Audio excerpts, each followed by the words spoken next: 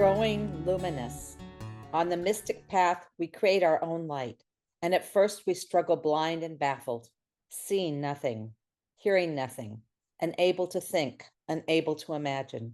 We seem deserted by dream, vision, or inspiration, and our meditation barren altogether. But let us persist through weeks and months, and sooner or later, that stupor disappears. Our faculties readjust themselves and do the work we will then need to do. Never did they do their work so well. The dark caverns of the brain begin to grow luminous. We are creating our own light. George William Russell. Thank you so much, Diana.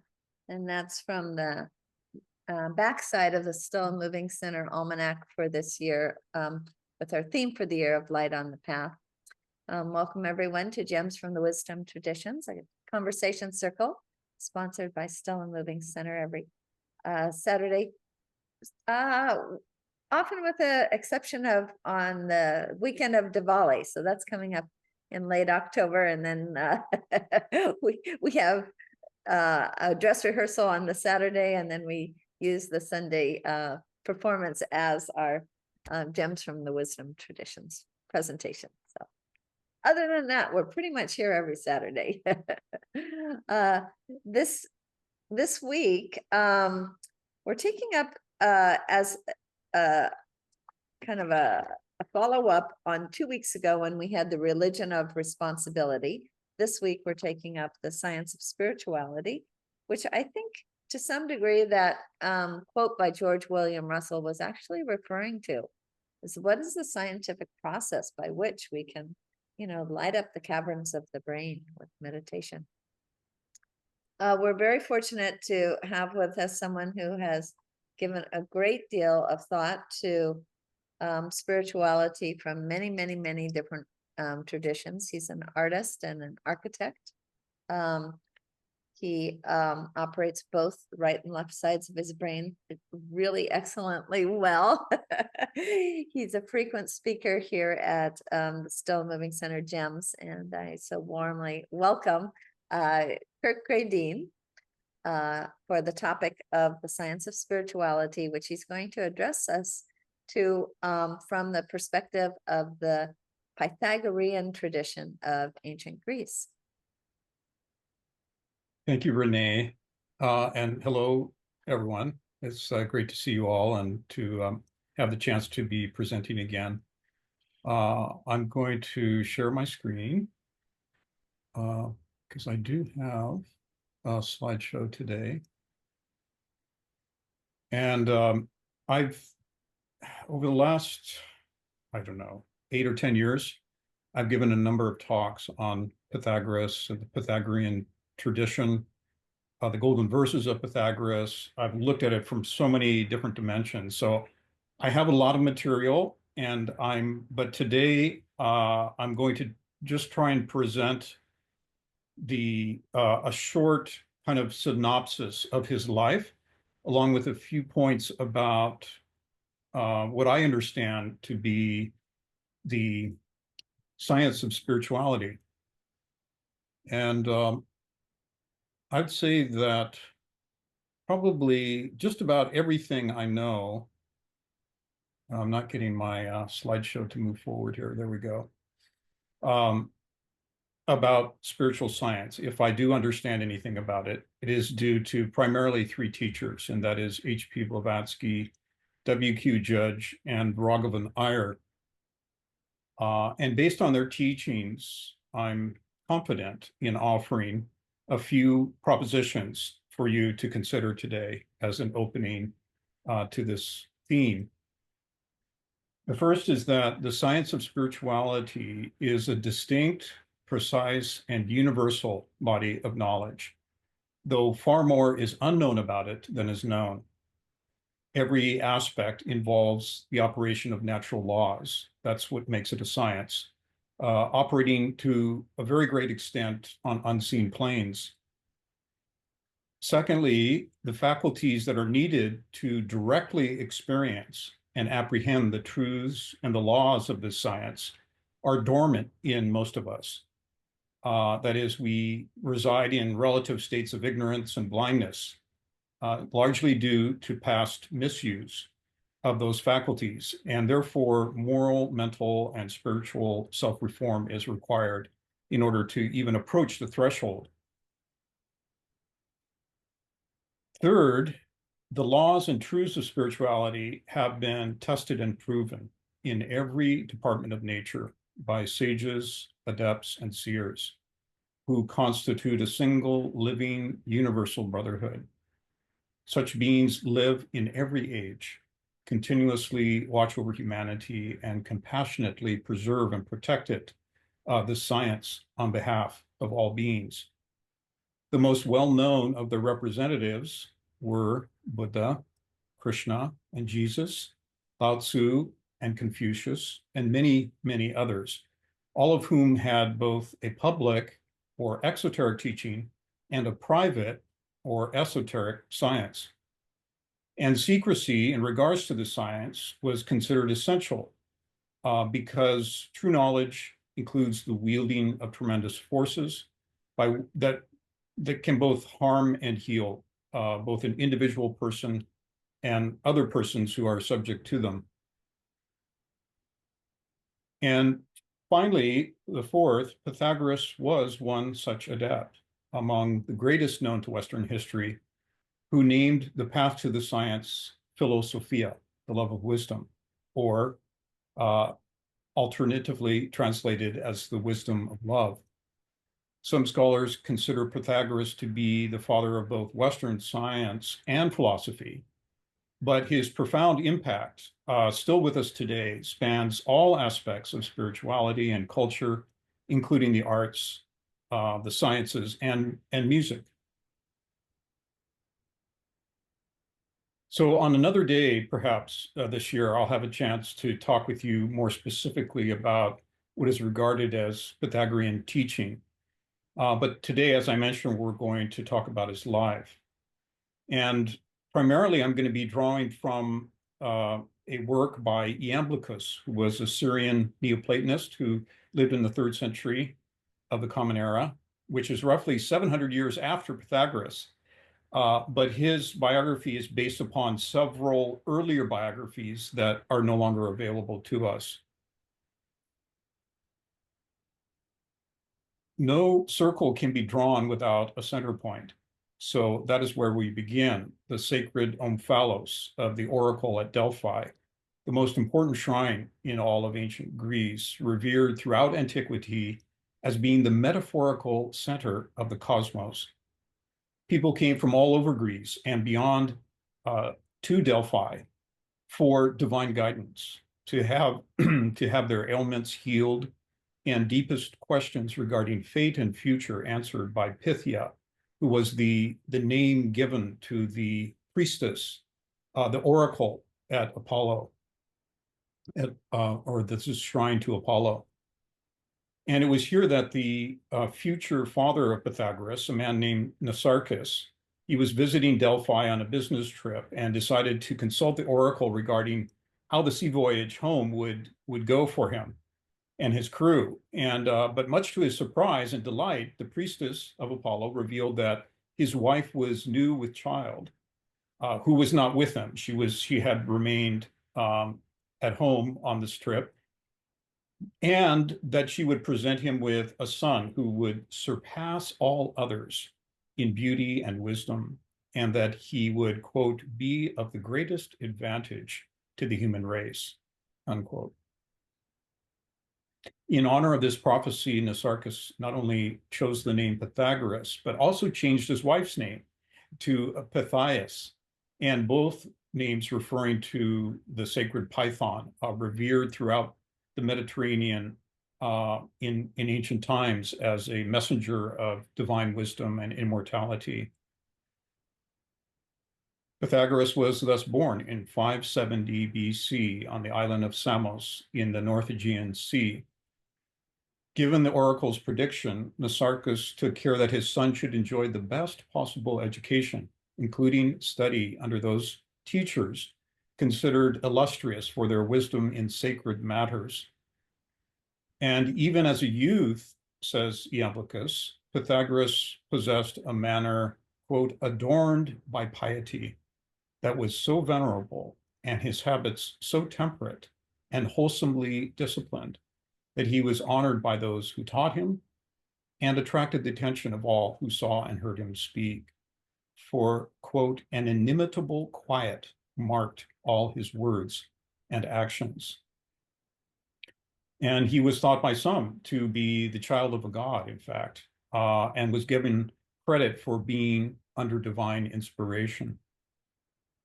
With a tremendous thirst for learning, Pythagoras took up all his studies with exceptional zeal and interest, and they are said to have engrossed his whole attention until his 18th birthday, when, foreseeing that the local tyrant would impede his education, he covertly departed, secretly left by boat, and headed for Phoenicia. And he undertook a whole series of travels, which became legendary. The sages of Greece told Pythagoras they had derived their wisdom from the high priests of Byblos and Tyre. And so that was why he was initially sent to Phoenicia. But he eventually exhausted the wisdom that the Phoenicians had to teach him. And those sages sent him to Egypt, where they said that's where they derived their wisdom. Iamblichus relates the story of his sea voyage to Egypt. Sailors had docked on Mediterranean shores near Mount Carmel and were surprised to see a lone man, who was Pythagoras, descending leisurely amidst the formidable rocky precipices from the summit of that sacred mountain to cross the beach and arrive at their boat. And he said nothing more to them than, "Are you bound for Egypt?" And they allowed him to board, thinking that they might make a great profit by selling him into slavery. But for 2 nights and 3 days, Pythagoras sat silently and upright in the same spot on the boat, without food, drink, or sleep. And contrary to their expectations, the voyage proceeded unusually smoothly and peacefully, quote, as if some deity had been on board, unquote. When they arrived at Egyptian shores, the sailors reverently assisted him to disembark, raised before him a temporary altar, and left him on the beach with abundant fruits from their storage. After years of absorbing the Egyptian mysteries, he went on to Persia and India. He thus spent 22 years traveling from sanctuary to temple, learning everything the greatest sages, hierophants, and learned priests of each region could impart, and was initiated, it is said, into their deepest mysteries in no casual or superficial manner.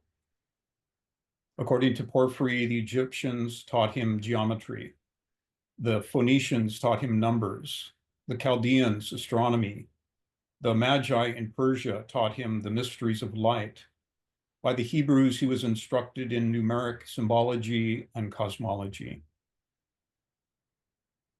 Clement of Alexandria, Eusebius, and other writers also mention that Pythagoras was instructed by the Brahmins of India, where he absorbed their most secret and ancient teachings regarding astrology and geometry, and was called Pitar Guru, meaning father teacher, by them. And H.P. Blavatsky affirms that Pythagoras indeed obtained the deepest roots of esoteric philosophy from Indian sanctuaries. On his return to Samos at age 56, Pythagoras was recognized by the older inhabitants of the city as being under divine influence, and, quote, was invited to impart his knowledge publicly, and which he was willing to do, and did much to reform, in fact, their civil institutions, according to Iamblichus. But the method of teaching that he wished to introduce was a symbolical and a mathematical one, similar to the manner in which he had been instructed. And he found few who were willing to take up the required disciplines. In time, he did establish a school in Samos and fashioned a now famous cave adapted to the practices of his philosophy, in which he spent the greater part of his nights and days, quote, ever busied with meditation, philosophical and scientific research, unquote. And it is said that here he unfolded a complete science of the celestial orbs, founding it on arithmetical and geometrical demonstrations. He's believed to have coined the term cosmos, referring to the universe as ornamented with order, as a harmonious, law-governed whole, symbolized by the famous 10 points of the Tetractys. And his fame soon spread to all of Greece, so that the best students visited Samos on his account. But the Samians themselves showed little interest in the education that he offered. And seeing that Italy contained the greatest number of the most scholarly men, he moved to Crotona, which at the time was considered the noblest city in Italy, where he gathered many followers who, by his discourse, were moved not only to philosophical study, but to an amicable communal sharing of their worldly goods and possessions. And those who became his students in this way were known as the Cenobites. Iamblichus relates how Pythagoras profoundly influenced the body politic in Italy and Sicily by inspiring them with a love of liberty and of just laws and a disdain for all that engendered oppression, partisanship, slavery, and discord. He advised men, women, and children, and his words were embraced in a manner similar to that of an oracle. For by his character and countenance, his temperance, paternal affection, and insight, he so impressed and was celebrated by those whom he addressed. He could also understand and make himself understood by animals. And on one occasion, as he was explaining to listeners how birds were at times operated as divine messengers, an eagle flew down and landed on his arm, and he petted it, and then the bird flew away. Pythagoras is not only known to have taught reincarnation, but could recall all of his own past lives, as well as those of others. Iamblichus writes that the starting point of Pythagoras' whole system of education was to have his followers recall the lives which they had lived before entering the bodies they currently inhabit. And he began his training of others by awakening their memory of an earlier existence. Well, how did he do such a thing? Well, we don't know entirely, but Iamblichus gives some clues.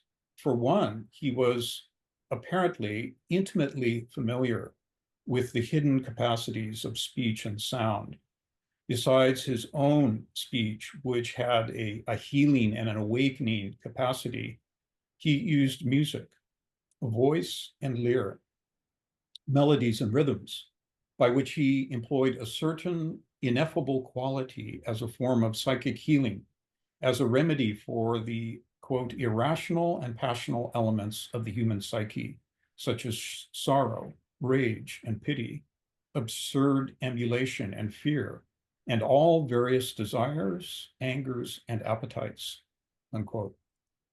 And this was one of the ways in which he purified the intellective power, the thinking capacities and emotional capacities of his students, releasing them apparently from the tumult and the waves of their more earthly nature. The seven-stringed lyre or lyre was a symbol of the seven universal planes of the cosmos and of human nature.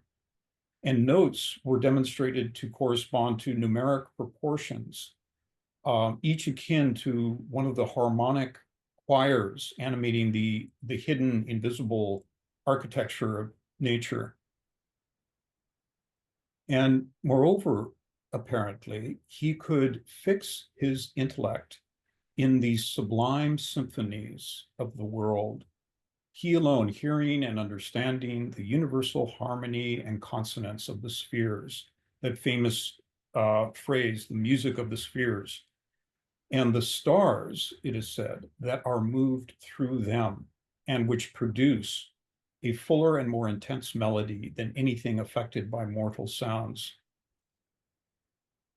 His main intent, however, was to establish a mystery school in which he could share, through progressive initiations, the divine philosophia that he embodied.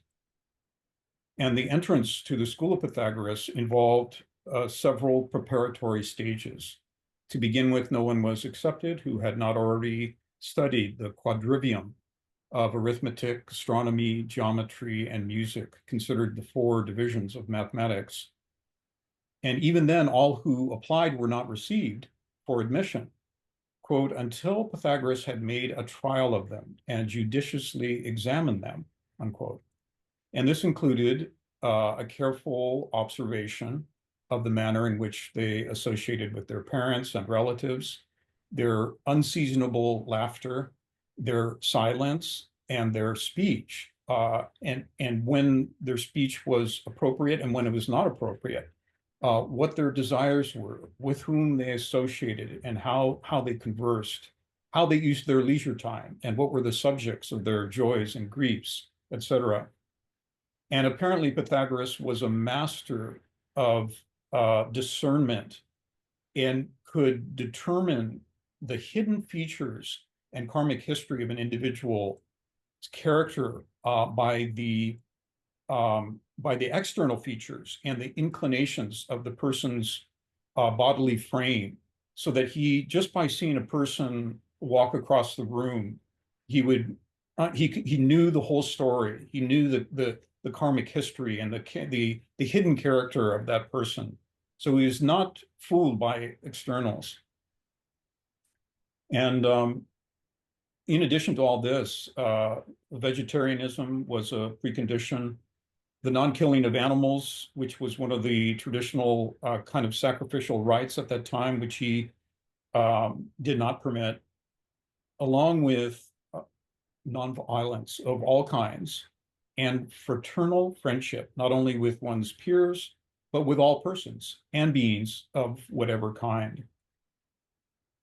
And when Pythagoras had thus made a trial of some one person through this examination and observation, he apparently suffered them to be neglected.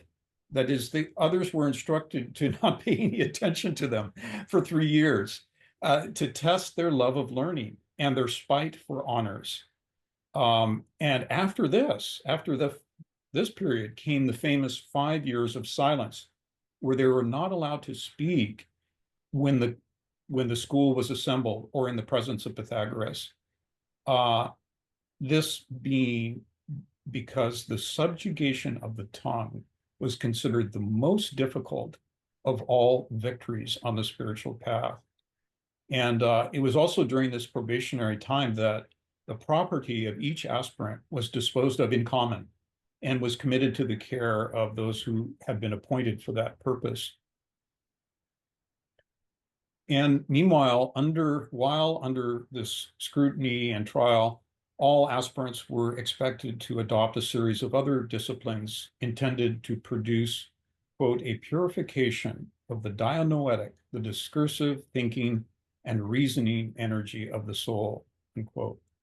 And these disciplines are mentioned and described in some detail in the golden verses of Pythagoras, which again we'll take up perhaps on another day.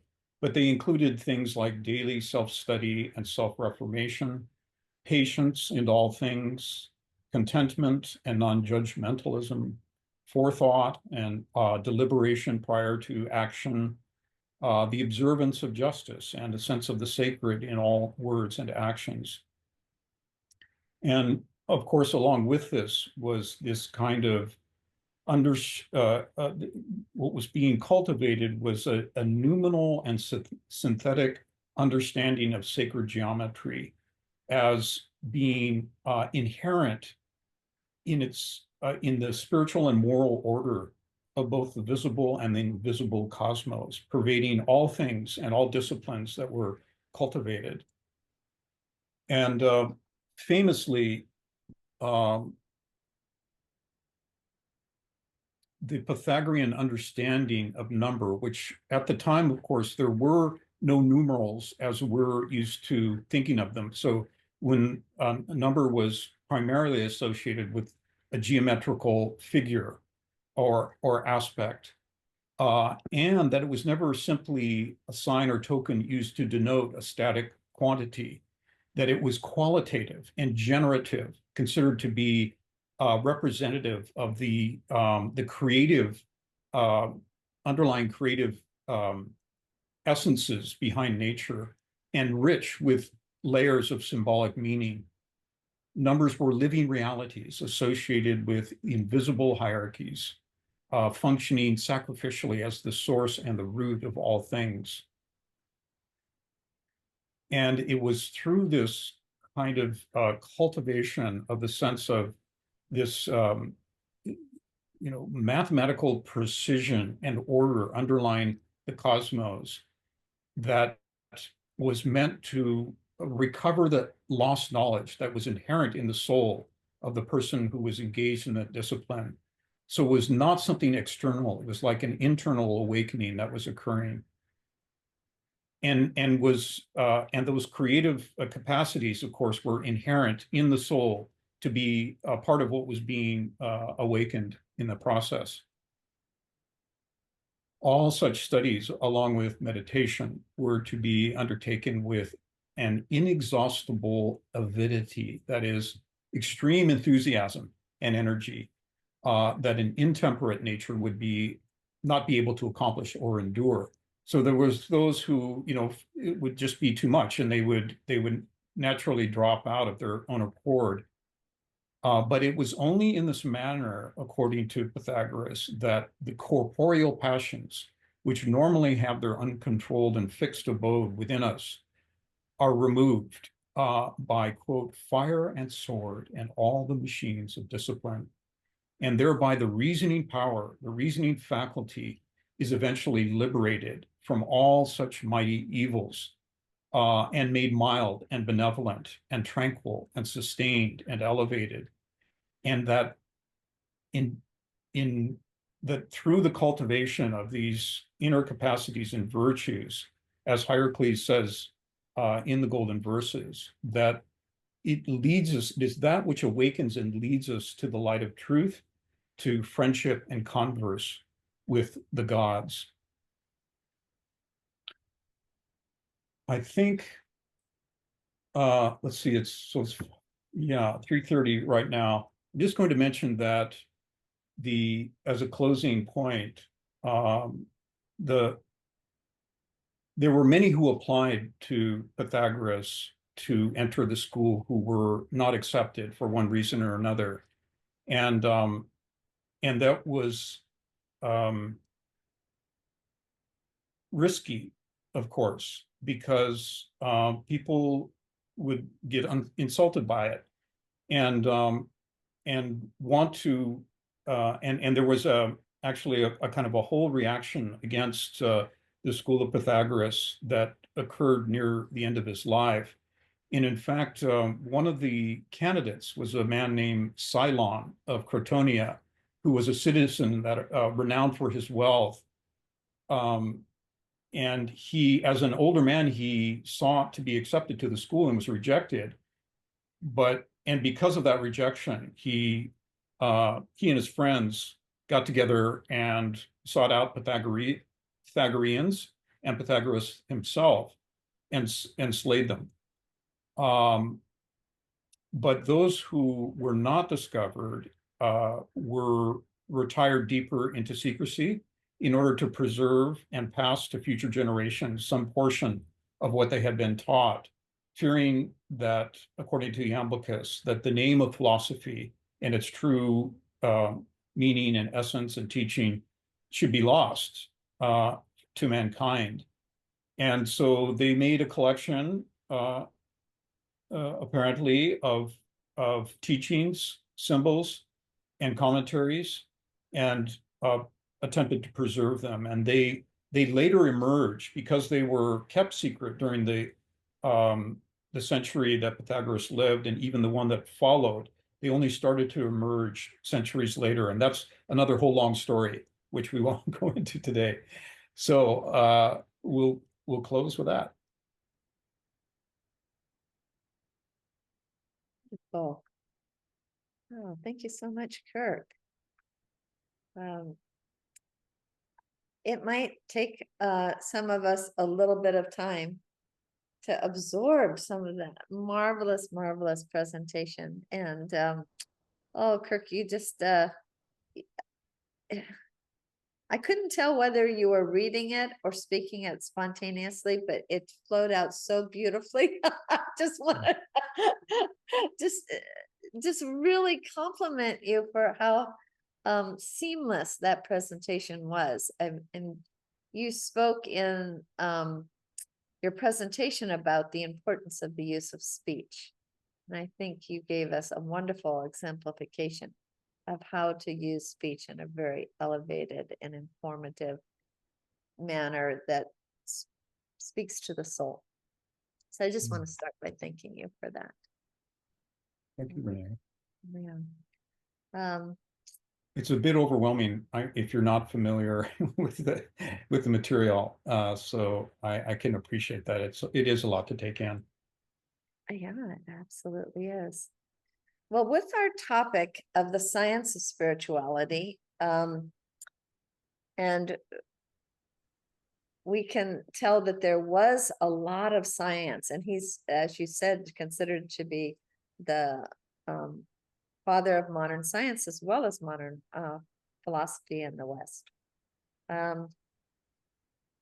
I was hoping, I've also heard you speak of Pythagoras as a healer.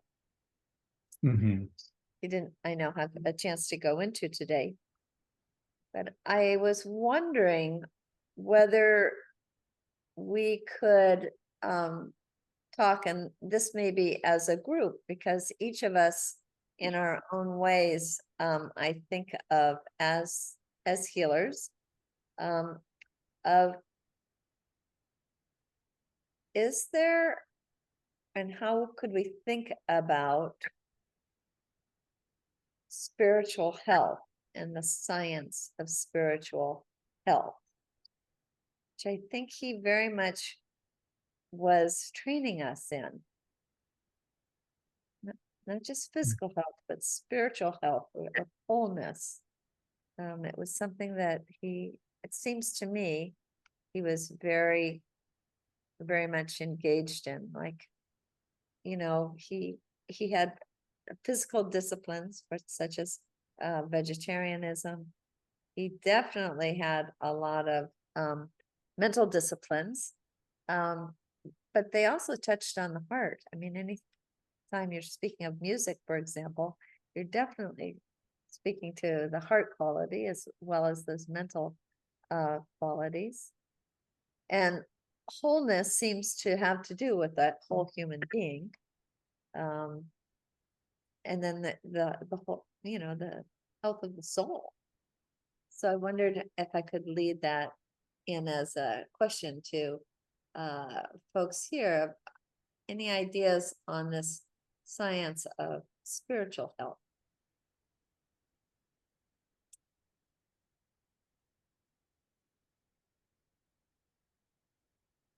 I'm going to jump in. Not that I know what I'm talking about, but I'm going to jump in anyway. I was really struck when we think of science of spirituality that the first 3 years, no one talked to you. Then there were 5 years of no one, you couldn't talk to anybody, or during the things. And it is the science that he had of healing the body, but also the silence of listening and learning and not feeding the ego self. Because what those 8 years did, well, what the 8 years in my perception would do be to say the ego doesn't have a hold on you, because you have to let go. You can't hold on to the ego and all the traps and all the things that we do as human beings if you're doing the spiritual path. And it reminded me that Jesus said, many are called, but few can enter. And it seems like there was a science to the way that he suggests we move into spirituality, which is silence and taking care of the body and mind, but being aware of what we speak and how we speak it. And also just feeling that sense of silence, that we listen to a deeper knowledge and wisdom. And it wasn't just about teaching, but it was really about inner listening. And that for me, the science of spirituality is meditation for me, and that deep listening. It seemed like he gained a lot of his knowledge throughout the world, but when he brought it together, it came down to how do you live a spiritual life in this body. And that it takes many years to allow yourself to be transformed. And so I saw his science of spiritual, it's very step of what you do to achieve that sense of oneness and spirituality. So I thank you, Kurt. I don't know much about Pythagoras, and I found it very fascinating, and I really appreciated your talk. Very perceptive comments. Yeah, I think that really hit the nail on the head there. And it's like as you said, the progressive reduction of the egos, what Gandhi called, reducing the self to a zero, a cipher, and which you can find expressed in different ways in all different traditions. And then as that is like a platform from which those deeper capacities of the soul can be awakened and can be brought to light. And I think for me, one of the ingenious aspects of it was that these very powerful and symbolic associations with geometry and number as being inherent, not only inherent in the cosmos, but inherent in the soul, and having to do with the generative aspect, the creative capacity and luminosity that can be awakened in the heart and mind. So with those really wonderful comments, thank you so much. David. Yeah, following along with Diana's comments, I'm curious if the school, if his methodology worked in the sense that were some of his followers able to replicate his level of healing and wisdom and being as impactful. So I'm going to, a couple things, and you can comment on whichever ones make the most sense. Mm-hmm. But I was hearing some relationship between his teachings and the Yoga Sutras of Patanjali, and I'm wondering about. I think they did not intersect in time, but I'm curious about that relationship. And then following along with Diana said about the art of listening, and I know that she's a therapist, and I know that a big part of this role of therapy is not just asking the right question, but listening intently for the answer as a way of, I think, what you just mentioned about the cipher becoming the zero in which they can show up. Fire away. Do you want me to respond to that, Renee, or do you want to take? I see someone else has their hand up. Maybe they want to respond. Okay. So those are great questions, David, and I'd love to respond, but I think we have. I have some other things to talk about, so you can go ahead first. Okay, well, just briefly. So Pythagoras lived at the same time, the same century as the Buddha, which is remarkable to think about, because he did go to India, right? And there's no historical account of them having met or intersected in any way. But of course, the teaching of the Buddha and the emphasis upon meditation, path of dhyana, and as a itself also being a kind of reform of Hinduism and of you could say the purer strain of Patanjali. In fact, we've just over the last couple of years we've been looking at how that fourfold dhyana in Buddhist teaching has so many correspondences with the sanyama process of Patanjali. But that what was the other point about oh yes, the deep listening and the capacity for listening being absolutely critical component, right? So how many times have we seen, students approach a teacher, but they're so full of their own ideas and wanting to, show what they know that they don't leave space. They're not in a position of a true learner, right? And you can, if you think you already know when you approach a great teacher like that, there's little that the teacher can do. Or you could say that there's going to be a trial. There's going to be a kind of crushing of what you thought you knew.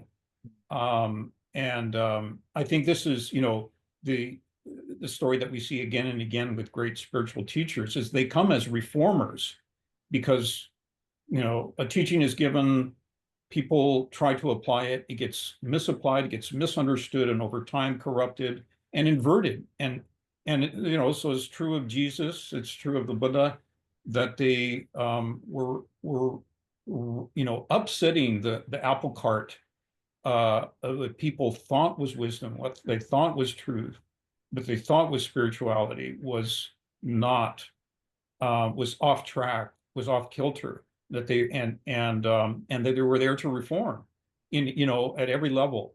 So yeah, it takes it's a humbling experience, right, to be in the presence of somebody who really knows. Yeah. So thank you, David, for those comments. Shan? Yeah, so thanks, Kirk, for sharing an amazing presentation. I think there were a few key things which spoke to me during the presentation about how Pythagoras was traveling and he sought answers, or he got learnings from so many different traditions. And that also made me think about that he would be in a very deep contemplation mode about searching for or having those questions within, which drew those answers from the people who he met and the traditions he went across. And, some, and that points to the point of having the consciousness of what you are holding on to within as questions or seeking as questions. Mm-hmm. And then aligning that point with how do we align our conscious and subconscious, because those are the two focal points of human beings. If we get those 2 points appropriate, then it kind of allows you to get those answers of super consciousness, one may say, or like, the heaven and earth, and then you get this third point, which is kind of the divine answer. And was the philosophy of Pythagoras of, we talked about having good mind discipline, having good physical structure. When you see someone walking through a door, if you're able to judge and understand how that person, what choices have they made in their life? When you see a person, you can, from an external appearance, you can get a sense of the choices that they have undertaken in their life, which has shaped their physical body. Same is with the mind, the thoughts and the speech. What undertakings have a person taken? And I feel, coming to that point of Renée was talking about, as healers, or as people who want to help people reach to that divine point, it's very imperative to think about those conscious and subconscious choices everyone is making in their life, and then helping connect to that third point, And I thought that was something kind of aligned with the mind, body, and soul connection for me. And again, reason I bring this 3 points is because of the Pythagoras theorem of having the one leg and the two leg combining gets you to an hypotenuse, which is the connecting point for the two. And I had one question for you, Kirk, about that fourth point, because you made four dots. So I was curious, what does that mean in this principle of Pythagoras theorem in that case? Because as a plane, where does it lead as a human being? And does it mean, how does those 4 point translate in human being? Because even with Pythagoras, he went to build this school to help nurture that spread of knowledge across different people. Is it necessary for that in order to build that plane? Or is it something that even one point of consciousness can lead to that? So I think those are some points and questions for you. I love the way that you brought in geometry to the whole thing. That's great. That's wonderful. And that idea of the triad, the third point being the healing point, which is the synthesis. So you could say the bridging of heaven and earth is that third point. And it reminded me, just as a quick story about one of the stories that's told about Pythagoras is that it was some evening and there was a group of young men who had been plotting and were intent on some dastardly abuse, some crime, and that Pythagoras knew about it somehow, probably through inner vision. And there were musicians who were playing apparently in some public square or so. And in particular, he went and he told the flute player to change the rhythm that he was using with his flute. And simply by that shift in rhythm, that those young men who were intent on a crime dropped their plans. Yeah. So it was, this depth perception in regards to, resonances and the, the hidden qualities that we take for granted that are behind everything. And like you were saying, it's like like each person having a unique fingerprint, but there's also these common threads that run through all, that a very wise being knows how to touch those chords, which can make the difference for another person. Takes great wisdom, and as Renée was saying, and as is said of Pythagoras, that both by speech and by the use of music, because he apparently was in a very accomplished, there's a name for the Greek instrument. It's like a lyre, like a guitar, the modern guitar, 7-stringed instrument.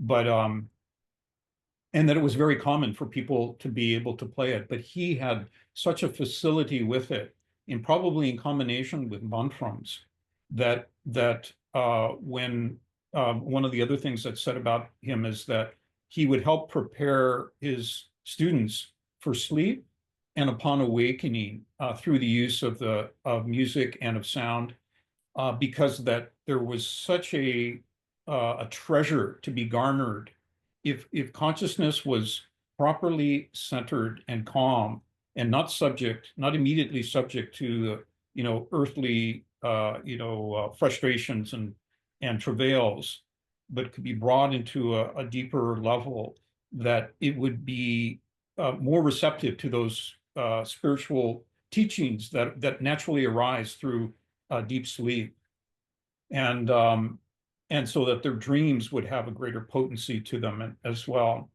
But the whole subject about the 4 points, that's the Pythagorean triangle, which is a very deep topic, and I'd love to talk about it, but I'm saving it for another occasion, because it really encompasses the whole of Pythagorean cosmology and their conception of human nature. But very briefly, the 4 points at the base of the triangle, there, you'll notice that there's also 4 points on each side of the triangle. So, and that the totality of points is 10. So 10, the number 10 was the fundamental basis of the entire teaching, that it, and was a kind of archetype that applied to all systems, from the macrocosmic to the microcosmic. And so it has a, in fact, there were in Iamblichus's short explanation of it, he speaks of 11 different tetractyses of 10 points as applying to different spheres: the political, the artistic, the philosophical, the cosmic, the human, and so on. And so it's a very deep teaching, but it's also this idea that from the one, because you mentioned this was your ideas about the, well, couldn't it all just be in one point? That's part of the Pythagorean idea, that everything is a differentiation of the one. Nothing occurs outside the one ever. It's all encompassed within the circle, and that triangle is formed within the circle. And you cannot create an upright triangle without first drawing a circle, right? So that is assumed, that unity is assumed. But then the one at the peak represents that process and descent. I'll stop, Renee. No, I was just gonna say, oh. before you say any more, could you just show it again? Oh, okay, So people know what you're talking about? sure. You sure you want me to go into this? No, not at length, but at least let people see what it is that Deschain was asking you about. Okay. Now, Whoops. I'm seeing that we have Marianne's hand up. We haven't been able to attend to for a while.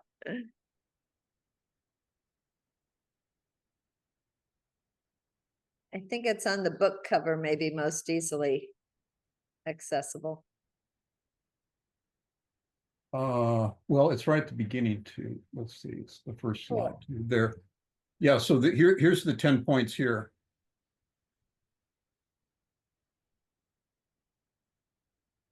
Are you seeing my pointer? No, you're on the last slide, not the first slide for us. We How see your about now what are you seeing? your last slide. Oh, because I'm seeing my first slide. Maybe on share and then reshare again. How about now? You still seeing the same? Yes. Okay, I'll stop sharing.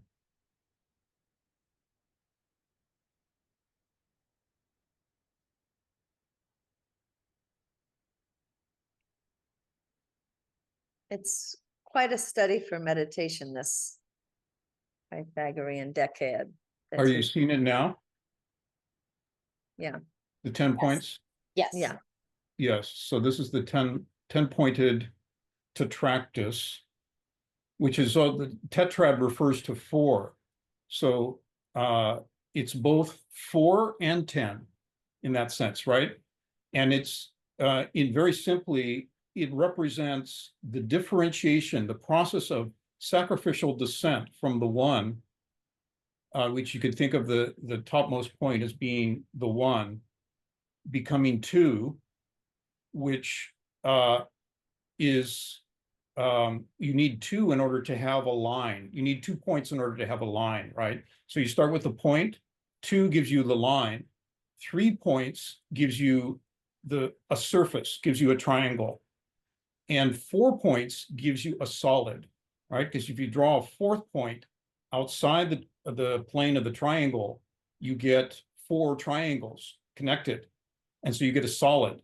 So it's that descent from 1 dimension into 3 dimensions, but through 4 steps.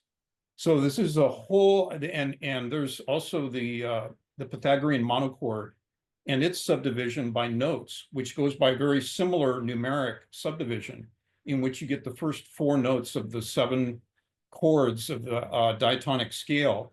So it was a way of demonstrating how number pervades all of nature. that is like it's fundamental, has a fundamental living reality in everything that we experience. But I'll leave it at that because I'd like to talk more about it on another occasion. But thank you for the question. It's a great question. Yeah, great question. Marianne. I feel that I wanted to go back to a movement and the healing power of movement, which kind of wasn't just talked about in your most excellent presentation. And what comes to mind was that Isadora Duncan had moved to Greece and had taken abode at different hills and kind of took in and saw and invoked the geometrical symmetry of where she was into her movement, into her dance. And in a way, it's like a few centuries later, but another modality of communicating and disassembling the structure that was around her, which is kind of what you said is the common thread that goes through teachers and enlightened teachers. And because of the proximity of her moving there and discovering dance and movement and calculating it with just different body positions. So I just wonder if you have ever correlated her work through this type of situation as we are all doing it in, through the movement, through the moving centers that we are working in, whether they're through our yoga or through our dance or whatever it might be. All I could say really about that is that, in fact, in the Golden Verses itself, the mention is made of exercising the body of which it has need. And that is the kind of what you might call a middle way. So the asceticism that was being endorsed was one which fits you to be an active member in the community, right? So in that sense, it was not monastic as far as I understand it, in the normal sense, in the traditional sense that we think of it, that it was very much a kind of preparation for a secular monasticism, because the students could marry and have children, raise families. They held positions and jobs in the community and so on. So I think that, but beyond that, also there was this. As I briefly mentioned, I really don't know the applications to dance. Probably Renee or someone else would be able to answer this question much better than I. But that, for example, in the arts of sculpture, which again, maybe on another occasion we can talk about this, but it was the Pythagorean influence and understanding of number as it relates to even visible nature as being operative in all things, that helped both the ancient Greek sculptors and Renaissance sculptors understand that the divine proportion operative in the physical body in all its components. And so there was very much this idea that a harmonic order of whatever kind could be aided and better understood through the application of the right application of number and proportion. But yeah, exactly how that relates to dance, I'm not really sure. Interestingly, Marianne, I haven't asked them both yet, but they've both offered to speak on this topic. It's happening at the end of November. It's called Sacred Human Geometry. And Janani Lakshmanan, who spoke to us last week from the perspective of Bharatanatyam dance, and who is a mathematician, has offered to speak on this topic, as has Kirk. So I'm kind of hoping we get some kind of two-way dialogue going from there. Both their great fields of knowledge. I am seeing the time. I'm going to let you know about the next 2 weeks' topics. And then I'll ask for somebody if they'd be so kind to give a vote of thanks. After that, if anybody wants to stay on, I'd love to give a chance for each person to give a very, very brief takeaway that they're bringing from today's really fascinating conversation. So next week on March 8th, we will be taking up the topic of the harnessing of the will, with H.P. Blavatsky saying it is the will of man, his all-potent will that weaves his destiny. And then the following week on March 15th, we'll take up the topic of studying the heart. So is there somebody who would like to give Kirk a vote of thanks for this lovely afternoon we've spent together, spurred by his conversation at the beginning? Well, I want to thank all of you, especially those who raised questions and made comments, because I felt that really helped to draw out some of the meanings that, didn't really have a chance to talk about. So it's really, all the questions really excellent. Thank you. Thank you for that, your responses. Yeah, I agree. Dishan? Jill wants to say a few things. Okay.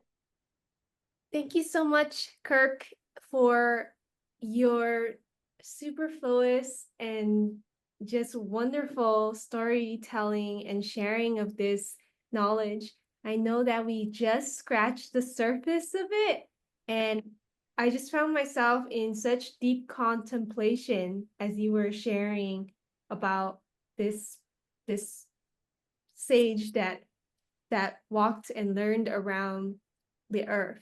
And it's a great encouragement for us to learn from different traditions, just like he did. And I love that his name is the love of wisdom, or the wisdom of love. And so I'm definitely, I took an abundance of notes, and I'm going to be contemplating on this. And just thank you so much for sharing, and for sharing this wisdom of gratitude. Thank you. It was really helpful, Kirk, to hear someone's life story in the way that you presented it. The way that he lived his life exemplified so much about his teachings, and then served as, I think, an inspiration to all of us that such a person as that could live on earth, and that we could be students of such a person, whether or not we can in this, listen to him directly. We have the opportunity to still hear from his teachings, and he really furthered that for us. So thank you, everyone. It was a thrill for me, so thank you all. Thank you, Kurt. Thank you. Aloha. Aloha. Aloha. Thank you so much. That was super interesting. And yeah, my mind is still in contemplation too. I feel a little silly and dumb because I just pause in every single point to think about it, and then I get more questions. And yeah, but very fascinating topic. Yeah. Glad you enjoyed it. Yeah. Kim, any comment you wanted to make? I just thought it was fascinating. I could have listened for hours and hours on it. It was just amazing. And your presentation was wonderful of how you could, the slideshow to me was just almost like we were right there. And I just felt like, wow, the music part and the way he was with the animals was just amazing to me. And it brought back thinking when you were talking about the story on the criminal, on the music changing, when Dustin did the gems, he was talking about in college how they studied music that a different note would heal a certain body. And I think those maybe connected a little bit, but it was amazing. And I could listen to you all day. Thank you. Well, just as a side note, I gave a presentation on Pythagoras to Crotona School of Theosophy here in Ojai. It was 4 hours long. And this was just like one part of that whole thing. I've got so much material that's really very moving and touching and inspiring. So some other time we'll get to hear more of it. In fact, I even made a little 20-minute film. It's called the Pythagoras and the Pantheon, because the greatest temple in the Western world was based on Pythagorean ideas, and it's still standing in Rome, and it's the largest concrete dome that from antiquity that is still standing, and which I had the opportunity to visit some years ago and took photos of it, and it just knocks your socks off to walk into this place. It's just unbelievable, and it's so much helps you to understand some of the things that he was talking about, because it's like viscerally and visually represented there in the building. Anyway, Is it on a website that people can access, Kirk? not at the moment. Okay. Maybe you can let us know. Someday, yeah. You need some coaching on how to upload to YouTube? No, well, so this is another part of the story. I had a channel with that and several other videos that has been actually had a lot of followers and so on, and it was taken down on the day of the inauguration.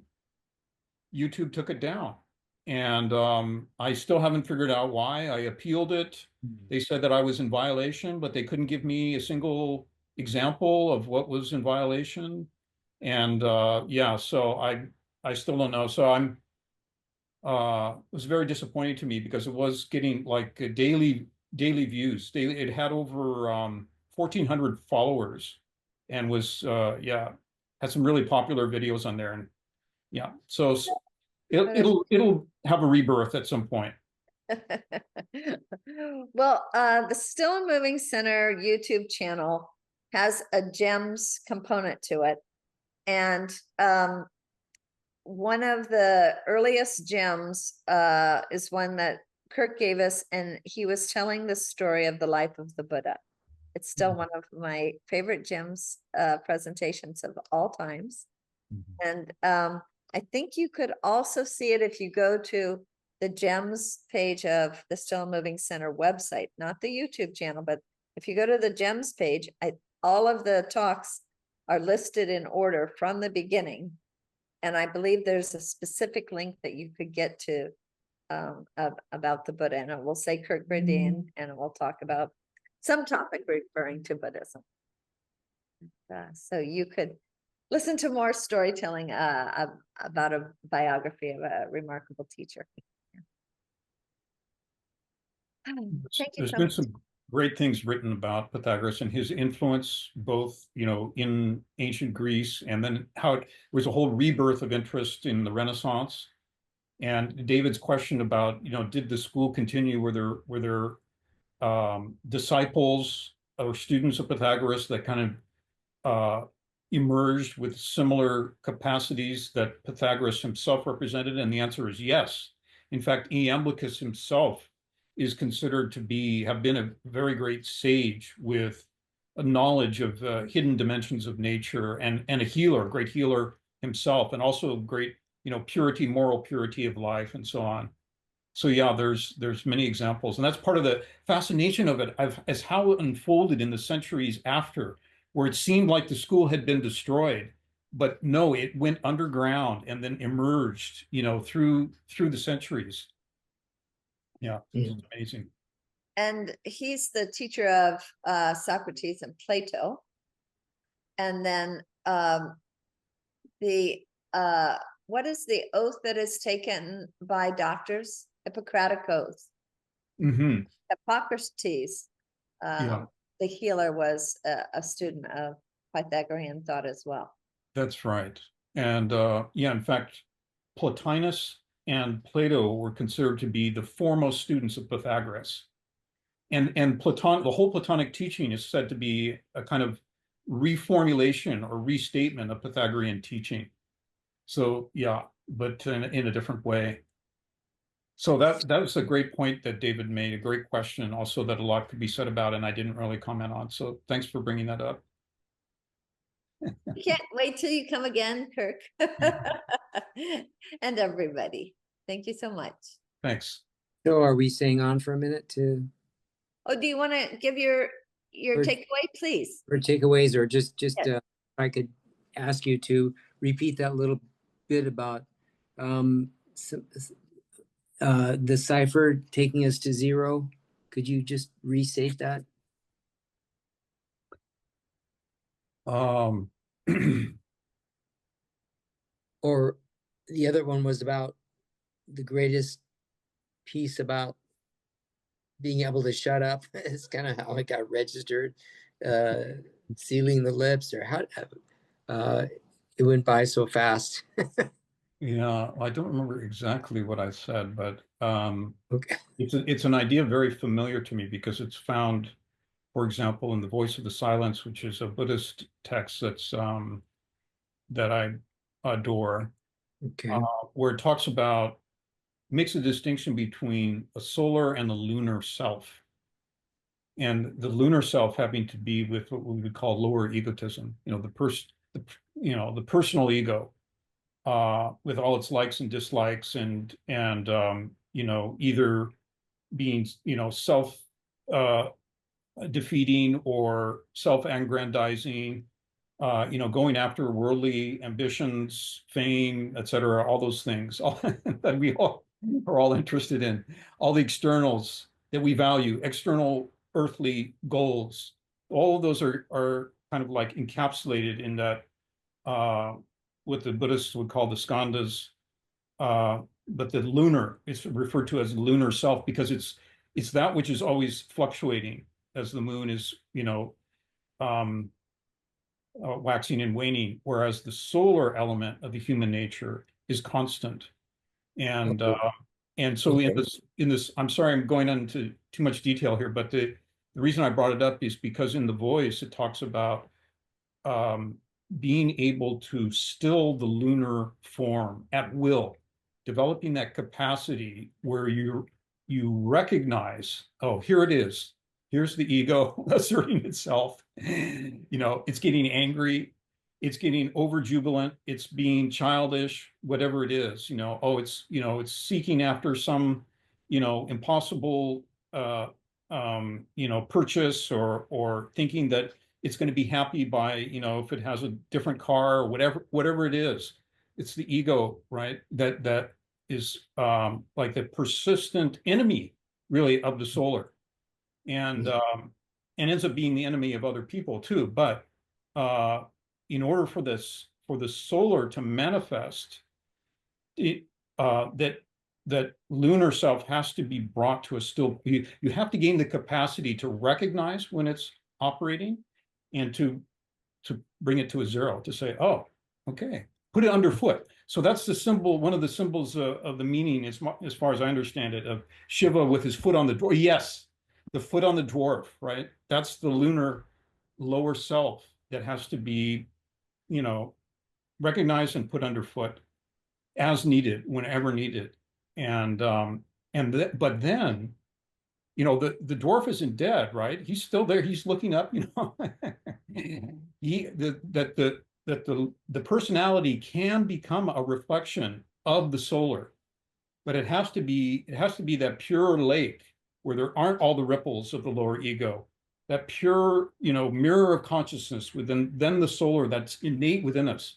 The Buddha nature can reflect itself, and the sun can emanate into all aspects of our being, and that, on this plane. So that's where you get that, that crucial element that Diana, she's so much tuned into that is it. What has to be cultivated in order to be in the presence of a great teacher like that, right? Because you're going to get crushed, you can be sure that a great teacher will see exactly what your defects are, and your fallibilities, where your weak points are, where all those thoughts and inner foolishness that you don't want anyone to see, they're going to see it and know it.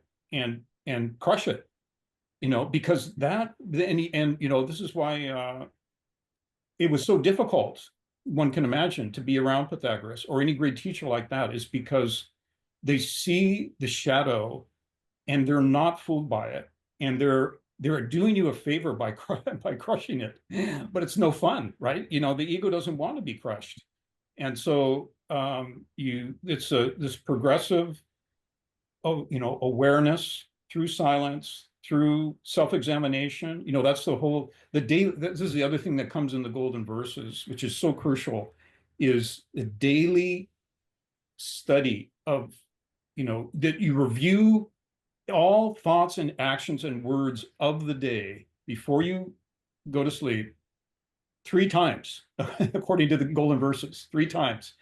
And you look at, okay, where are those spots where the ego was asserting itself? And is that really what I want? But also, where was the sun shining through? You can't just, be self-critical. You also have to be able to appreciate those golden moments, where the light is actually shining. But anyway, you examine, you cultivate the capacity to see and know where the ego is asserting itself, and you resolve that next time that situation comes up and that person says an awful thing to me, I'm not going to get angry. I'm going to respond with compassion and kindness, and I'm going to see through it, and I'm going to touch something deeper in that person, as in my own heart, etc. That kind of thing, where you're self-consciously reforming and learning how to, put the dwarf underfoot. So anyway, that's a long explanation, but yeah, it's such a critical thing. Just as a counterbalance, I want to mention that such a teacher also has the way to see into the grandest light of your soul that nobody else has ever been able to see, and they know how to bring that out. Yes, exactly. That's equally critical point, because because you have to. It's one of the things actually that's I think Russell talks about, is this idea that before you can crush the ego fully, you have to be confident in what's taking its place. That you have to have some glimmer, at least some inkling, some intuition about your divine capacity, as being something real and living, a living element in the soul that is longing to take birth, is longing to show itself, and that can be a true benefit to the world and to other people, right? And so that having that confidence is critical to being able to then, seeing clearly the other side, and again, because it's not something that you do once and then it's done, right? It reemerges in different forms, in different ways, and more subtle levels.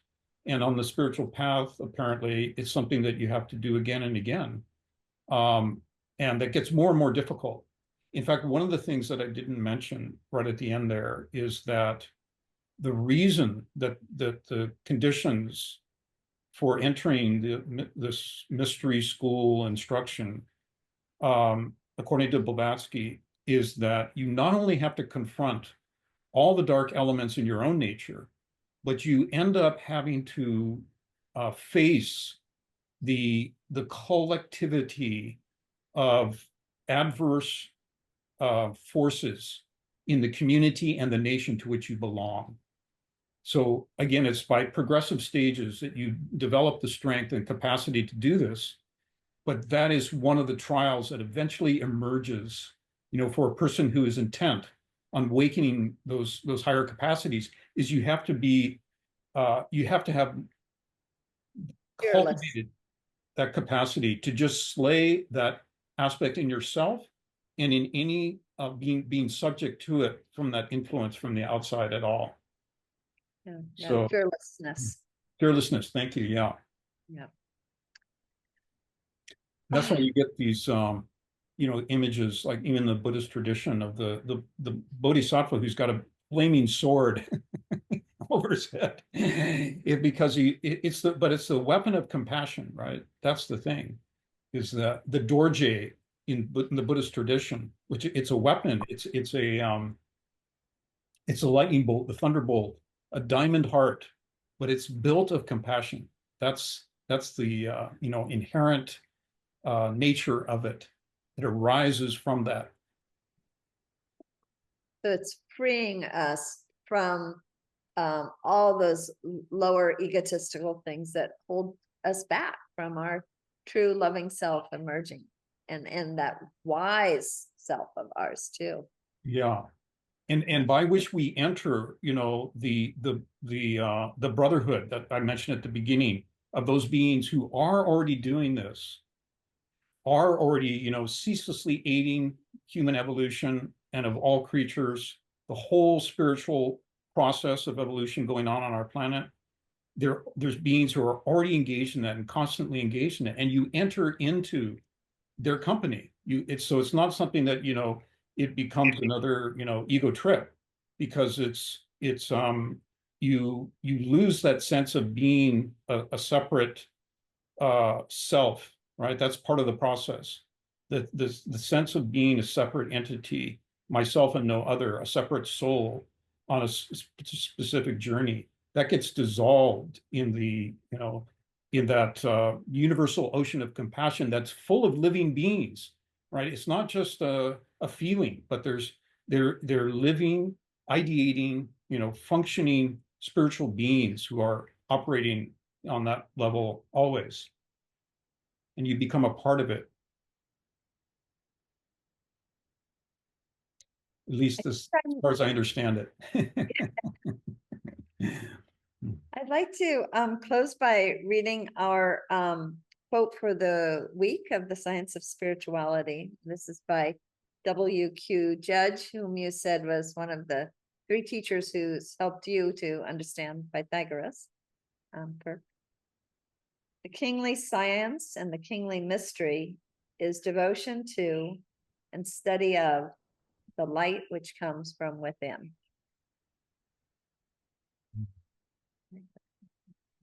And we all have it. Perfect. Yeah. Perfect.